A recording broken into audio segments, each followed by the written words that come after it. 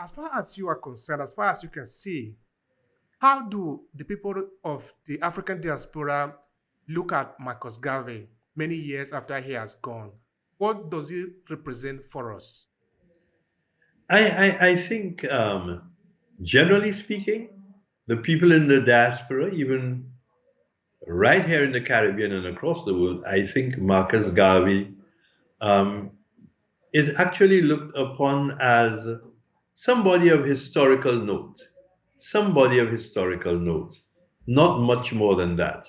And I don't think enough attention is being paid to not just to his life, but in what he brought to the ideas, the liberation of the people. He's somebody still right now, historically, in the distance. As I say here, you will hear in the Caribbean people talk about him.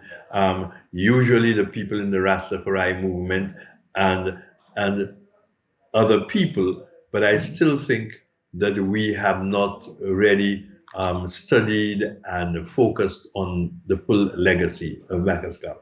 Thank you so much for that, sir. That is very important. It's very important to point it out. In fact, that is why we decided to talk about him today, his life and legacy. Because, like I said, um, I think even studying his organizational ability should have been enough, should have been one reason why every child in Africa should know of Marcus Garvey. And of course, in the diaspora, sometimes we're not a child of the education. But of course, even the education is changing now because now you can educate yourself if you want to. We have access to the internet, all the information are on the internet. Why not help yourself to teach yourself and teach your children about what you want to learn? Because, like I said, I came to Italy and where I am today before I know of Marcus Garvey, but I have to help myself. Everybody need to help his or herself. We don't need to rely on the colonial education to say, okay, now I know it all. No, you don't know. You know what they want you to know in the educational system. For you to know more, you need to teach yourself what you want to know. What would you suggest as a strategy to make sure that we learn more about him and about other people like him in the diaspora? What should we do? How should we do this? Despite, despite the internet, despite the opportunities that the internet gives us, the doors to information that it opens, we are faced with a phenomenon where there are still certain powers with the monopoly of ideas. So it would mean that, so whereas on an individual basis, you and I can access information, I think it is going to take a more organized effort. I think to a very large extent, the people, we have to put pressure on the people we elect in our various countries across the diaspora.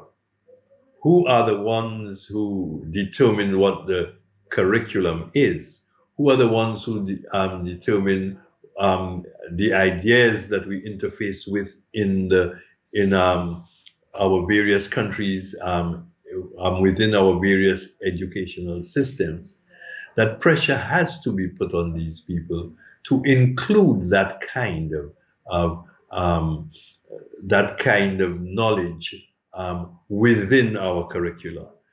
Only recently, um, our government has here in St. Lucia has indicated its intention to introduce into schools the history of Africa, um, the history of the Caribbean as it is connected to Africa, the history of the Caribbean as it is connected to all of the people who were relocated through indenture, through slavery, um, to the Caribbean, the history of the genocide of the first peoples in our region, the Kalinago, and so on. In infuse our education system with this. But it has to be something that is going to be done at the policy level, because I do not think it is sufficient for just you or I. Whereas on our own volition, of course, we can go and access this and access that, of course. But because of the monopoly of ideas, information, and media by the very colonial sources that we have had for hundreds of years now, because of that, there is that tendency for these sources to block out what we need to know, although what we need to know is there. So there must be a deliberate policy on the part of those people whom we elect to take care of our business. There must be that deliberate policy, and we must pressure these people to develop these policies in our various countries. Thank you so much, sir. Thank you so much for that. All right, now, what would you say is the real achievement and the true legacy of Marcus Garvey? What do you think people should remember him for?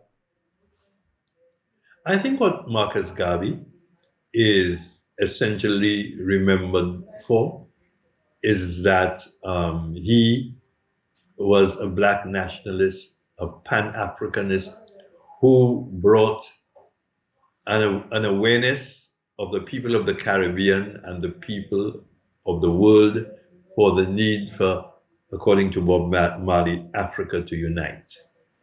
And to unite to overcome our oppression, our deprivation. The idea was that he gave us that consciousness of it. And I think Marcus Garvey, having given us that consciousness of it, that is, he, along with other streams that we got, that we like the Aimé Césaires, the Frantz Fanons, who in their own way contributed to that stream. Even later on, the streams that led to the Black Power movement in the United States, which also swept the Caribbean, the streams that led to the national liberation movements in various parts of Africa, right? All of these, right? When we look at all of these, I think we can appreciate what Marcus did within that context. And it is for us now to take the baton from there forward to ensure that the unfinished business of decolonization occurs. Because independence for African countries, Caribbean countries, Asian countries that have been under colonization, formal independence is only, in my view, 1/10 of the story. To use a term, the struggle continues, and there's unfinished business, and that unfinished business will take many forms. And one of the forms it will take is the form of re-educating ourselves in the wellsprings, the sources of our struggle and freedom. And to quote again Amilcar Cabral, which I quoted earlier on, we have to return to that source. And in returning to that source, drink from the well springs, and then equip ourselves to continue that struggle which Marcus and his forebears began. Thank you so much, dear George. Thank you. I appreciate the time and also the sharing. Is there anything you would like to add to it? I've asked you everything I wanted to ask you. Not necessarily. I think what I want to impress upon all of us is that there is a need. We have not arrived. we are not even halfway there. We see the events that unfold in the world. We see the domination that is unfolding in the world. We see the domination of the financial systems of the world. We see the domination of the trade systems of the world. We see that within organizations like the WTO, they write the rules for us. We see that even right, for example, here, like the World Bank, they write the rules.